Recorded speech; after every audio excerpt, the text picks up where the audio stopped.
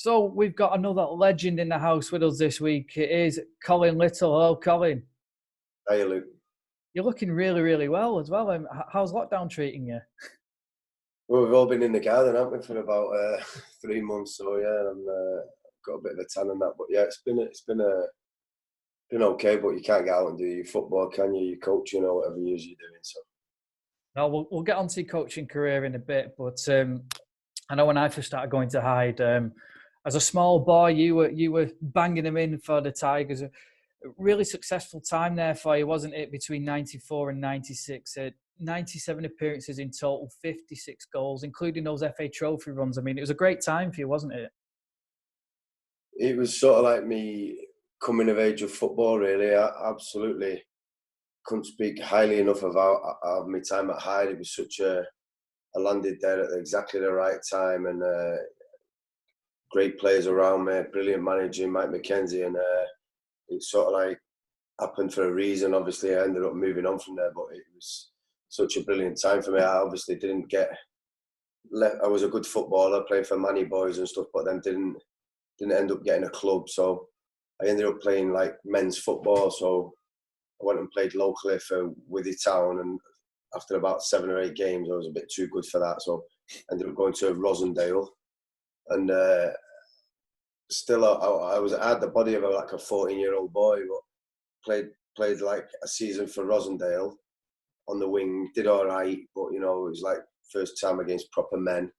And then by the end of that season, I was just ready to go back there the next year, and I got someone knocked on the door. Graham Olar, he was called, just said, "Look, we've been watching you, and we'd like you to come and start pre-season at Hyde." So I went down to Hyde then, and it's a really weird situation because when I got there, it looked like I could recognise loads of people, and I didn't know where I knew him from. And I was like, I've seen him before. And basically, he was out of the football pink, because I got the football pink every Saturday night, and they were all like famous. Let me turn that on. They were all like famous semi-professional footballers, if you like. And I'd seen the pictures, but I'd not like put their faces to them. So it was quite daunting. And then obviously did the pre-season and couldn't really force my way in the team because they had some terrific players, like I say, Phil Chadwick, Ted Kimmins had been there, and really good players. And they put me out on loan for a few games. It was a really funny situation. They put me out on loan to Main Road, and I scored a few goals there. And then they had a game. They called me back, and it was like Boston away on a midweek. And I ended up going on the coach, and some of the players had asked to drive. It was like a touch of fate, really. When we got there, 3 or 4 players hadn't turned up in the car because there'd been a crash on going over the tops. So I had to play.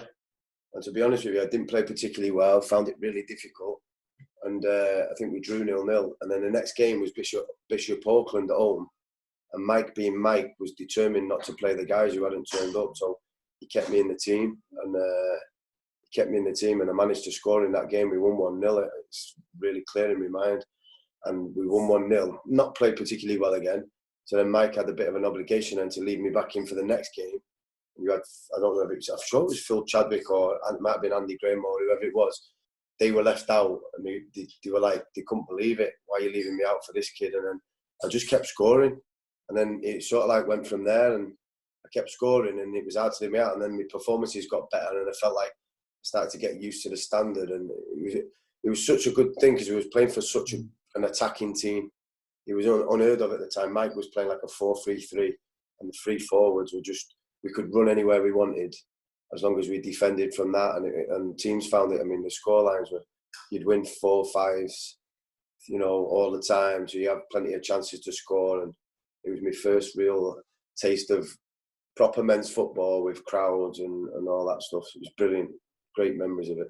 Tell us about the cup runs. Obviously, you played Stevenage and you played Kidderminster, got to the FA Trophy semi-finals, and it just wasn't quite, was it? Yeah. I mean, when you look back, it was such a good team. We usually only trained 1 day a week because we played our midweek games on a Monday, didn't we? Mm. So most teams after that, when I went back playing for Alty after Crewe and stuff, you train twice a week and play on the Saturday. You might have a midweek game, but you still manage to. We just used to play Saturday, then you off Sunday, play Monday usually. But, you know, we were such a dynamic, fast attacking team that whoever you played against, you just fancied yourself to win. And I remember some teams, really good teams coming down, and you just rolled them over, and it was like you just got momentum, you know. And we played Darlington in the FA Cup. We played first round. We played lots of teams out of the trophy, top teams, and then obviously got to Kidderminster. We were really unlucky. I think they were like the top team at the time, or one of them, and we were unlucky. We went out by 1 goal over 2 legs, and such a shame. But like I say, brilliant times. You just felt you were going to win every time you stepped on the pitch with them. And it's weird because they've kept that. I kept my eye on them, obviously, because you got close ties to Hyde, but they've just always been an attacking team. I listened to Peter Coynes the other day, and he was saying how good a team that was, and that was before I got there. Then you go back to after I left, and the forwards that have been there, you know, Simon Yeo, Gareth Seddon, Spencer. I don't know them all personally, but you just have people who score goals and attack, don't they? It must be good to be a Hyde fan to watch that every week. What was Mike McKenzie like? Obviously, he comes across as no nonsense, and he was like that on the touchline. Was that what he was like in the dressing room as well? He was, yeah. But Mike's changed my life path really, because if I wouldn't have landed at Hyde, I'm not sure whether I'd had a football career or anything. But no nonsense in the dressing room. Like revolutionary, really. I played for managers in the league that, you know, you could see he had more than all them in a way that he just got the team playing like exciting football, knew what he wanted. You had to be able to, you were aggressive in your pressing and your running, and sort of like learnt me the game really. Learnt me the game in the first foundations of the game where they had to defend from. You don't just play it, not just playing carefree, although there was an element of playing carefree for Hyde, which was that I was talking about a minute ago, that you just went out and played and did. But then he had the tactic side of it. But yeah, no, brilliant. Sometimes he could be quite angry in the dressing room if people hadn't done the jobs and stuff. But you know, like any manager, you wanted to do well for Mike, not just Hyde. You wanted to do well for Mike. And the chemistry in the dressing room was, I've never had any chemistry at any other club that I've ever been to since. I mean, there was a nucleus of players from Wythenshawe, where I'm from, like Chris Sims, Jay Donnelly, Darren Pybus. Didn't always play them that often. And then you had some players from Salford, Tony Camilleri, Jed Kimmins, George Switzer. And then you had some Scousers, and the banter in there it was cutthroat banter, but like some lads from Moss Side, Leakey, and you have Osher, Mike, Gus. It was just banter was flying round, but also being able to back it up on the pitch. It was brilliant time. Yeah, I mean, does that help when you have like a mixture of people from different areas? Like say with the Scouse element in the dressing room, there's always probably a bit of banter there, isn't there? Friendly banter in the end, and that brings everyone close together. Well, most of the teams you play for have a Mank in it, or a Scouser, or, you know, you always have one or two. But it was just you know, there was John McMahon, the Scouser. There was the fullback, Billy Garton was Salford. It was just really good. It's hard to explain how, you know, we had our little corner, they had theirs, and it was just used to spill over. But it was like sparks were flying off the banter, and then sparks come off you on the pitch as well. You know, it was competition everywhere. Training was brilliant. You know, you look forward to being in the gym. My belly used to ache sometimes going home through laughing, and plus you were winning. You know, you can remember the times you didn't win because everybody had been in a dour mood, but it wasn't very often. You're usually up the top of the league, and if anything, the year you're talking about, we probably would have won the league. But we just got. We were in every cup. We were getting through in all the cups, even the league cups, and you had so many fixtures. It was just a fixture Monday, Saturday, and towards the end of the season, we just ran out a little bit with the squad, but it was brilliant. Great to play for Mike, you know, Osher Williams learnt me loads, and Billy Garton, and really good times. And then you moved on to Crewe, obviously for £50,000. It's still the highest fee ever received by the football club. You had 228 appearances there, 45 goals, so a really good move for you. Yeah, came out of the blue, like I say. You're enjoying your football so much at Hyde, and your ambition's always been to be a professional footballer. But I was so engrossed in Hyde, and started to get a habit of scoring goals, which wasn't something that like really spurred me on it. Before I got to Hyde, I was happy to beat players and you know, attack and put crosses in, whatever. But then I started to pick up a habit. If I didn't score at Hyde, I was disappointed. So, and then the next thing gets to about January, and you're reading things there, you're getting a bit of attention, but I didn't really know how it worked. So, like the scouts, and the next thing, there was people in the dressing room who were saying to me, "Oh, you know, Sheffield United are definitely into you." I think one of the directors was a Sheffield United director as well. I can't remember who. But we had like, I was hearing a bit of interest, and the next thing, it was about New Year's Eve. New Year's Day, we played the game, and it was packed out. And then I seen a few managers in the stand, and like, if you're scoring quite a lot of goals, you think, they could have been here to watch George Switzer. They could have been here. Everybody was playing well, but I remember I got booked to something, and it was a silly book, you know, and then the next day, someone said to me, "Oh, the Crewe manager was there, but you weren't happy about you getting booked because you know." I think I got a ban after. It might have been my 5th booking, and it's like, flipping hell, things like that can really affect the view on you. And then I remember we played in an important game, and it might have been that game, we drew 0-0. And then Mike and that pulled me in and said, "Crewe are interested, they've put a bid in for you." And I was like really excited, and I had a little think about it, and I thought, 1 minute, I love it here, I'm doing so well. And he's like, "What do you think?" And like Mike we probably could have got promotion that year or whatever. We were going to be moving in the right direction to you know, they got to the trophy semi-final again. And I remember saying, we had a little chat, and it decided that the best is I didn't have a job. I was living off me earnings off Hyde at the moment. There wasn't much work about, and they decided I should go. And what I did was I decided I wanted to play one more game. So I said to Crewe, I want to play this replay to get us through. It might have been Marine or something.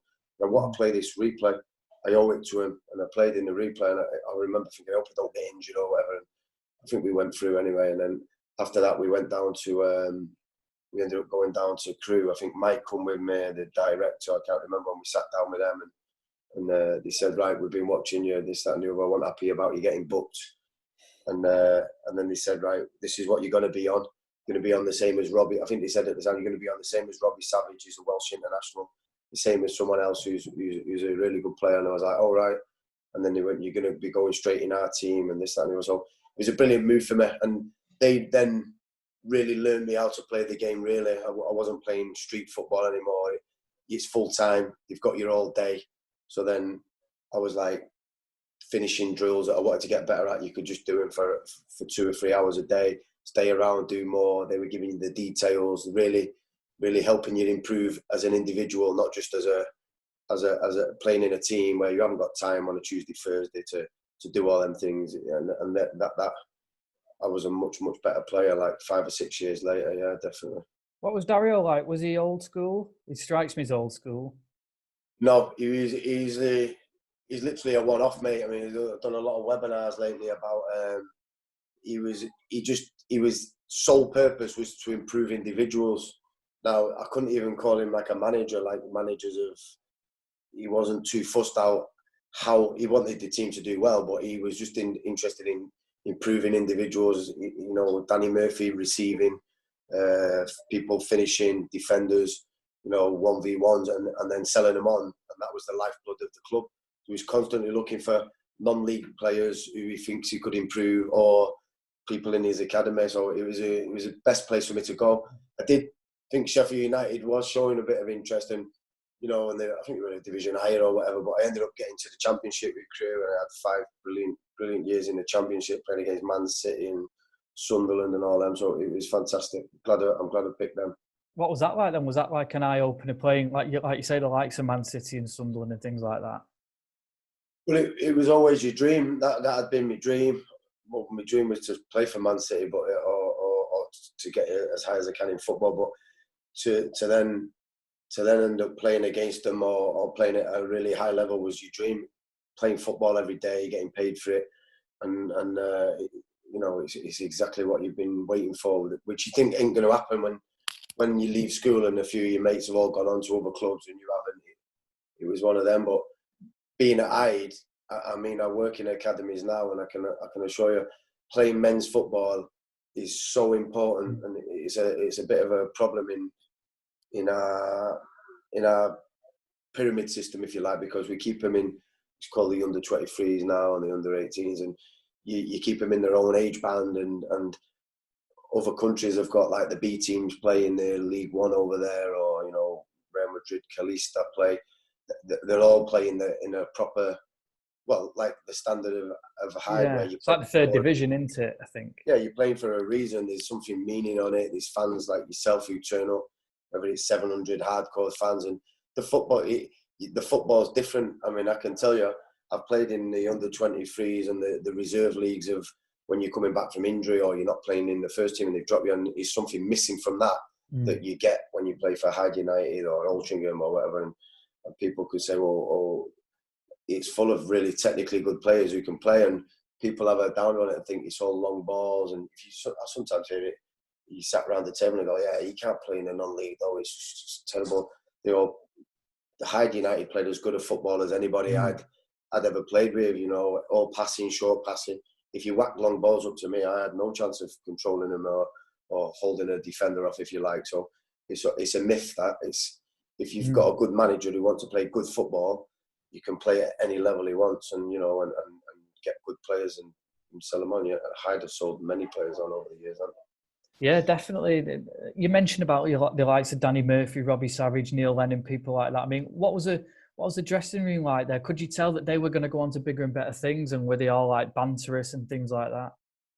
Well, yeah. When you're leaving a place where you've got an established, it's like the Big Brother house. You've got a nice slot in the dressing room where everybody likes you. You're quite funny. You're scoring goals every week. You can see the way they look at you is a bit different. You're not. They know you're a good player now, and you've got a bit of respect from them, which you're not setting out to do that. But you can tell it's like, oh, Colin will get us a goal today, and you score some good goals, and you can see that following and all them, they're looking at you going, wow, you can play this kid, and you have the same respect for them. And then what happens is you end up moving to a new dressing room, and you've got to start all over again. He's like looking at you like you've come in and you're almost there to take some people's places. So there was a couple of incidents in training straight away where you have to fight your corner. People are like this kid's going to end up taking my place, so they leave a tackling on you, and if you're a bit weak, they step all over you. So, and then you get in the dressing room. The banter was never the same anywhere I went after Hyde, because it was just a unique dressing room. But you're fighting for your existence and your where you are in the hierarchy. So you need some things to happen for you on the pitch, and you need you need to back that up with performances. So yeah, there were some big characters in the dressing room. Neil Lennon ran the dressing room at the time. He was top player. You like what you hear of like your Scholes is, and you couldn't get the ball off him ever. He took it to the right places, knew how to shield it from you, got it to always made the right passes. Hardly ever did anything wrong, and you had nearly everybody was there because it was such a club like that. They always ended up moving on. So the top players start to move on, and then next thing you're going up the pecking order yourself. I never ended up moving on.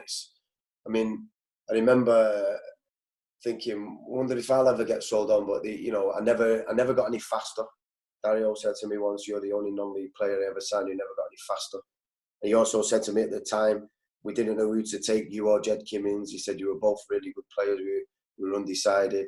I was thinking he should have got us both, really, But it shows you how tiny sliding doors, it's like these kind of things. But then Dilly had a bowler moved on and so on. And it like you say, the dressing room is top players coming in the end. Dean Ashton and Robbles behind you, really good players. People coming in on loan from top clubs, Liverpool and stuff. So it's always that kind of level. You need a good character to fight for your existence, if you like.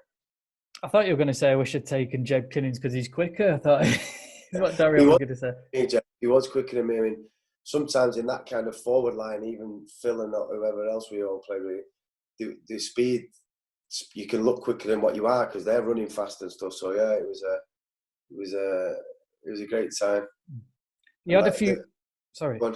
No, I was just going to say, and then you had a few long spells at Macclesfield, but then it was on to Altrincham again, and you had again exactly the same number of appearances as you did at Crewe, 228 goals, but this time 114 goals.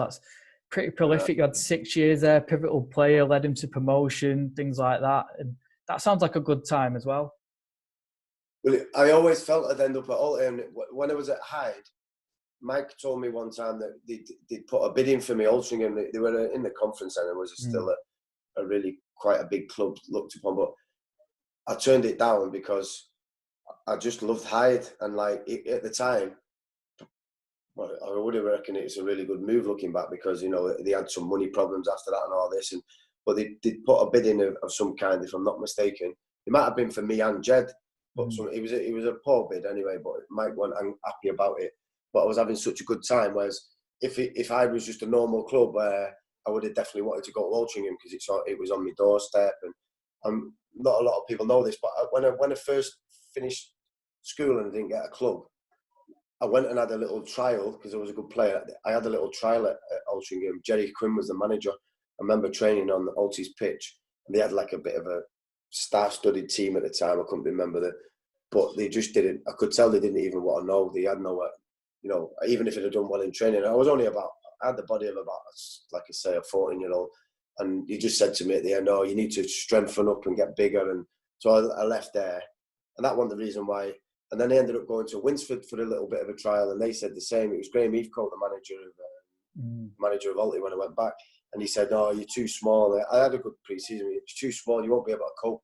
And that was the mentality in England at the time. It's a bit different with Mike. They were all like, "You've got to be stronger. You've got to be this. You've got to be that." And I went, "Okay." You know, they're probably kicking longer balls up to you. So that was always in my mind. And when I ended up at Hyde, I thought this was ideal for me. So I didn't really want to leave there. Brilliant time at Hyde, all the way around going around Altrincham and Crewe and Macclesfield and Halifax under Chris Wilder.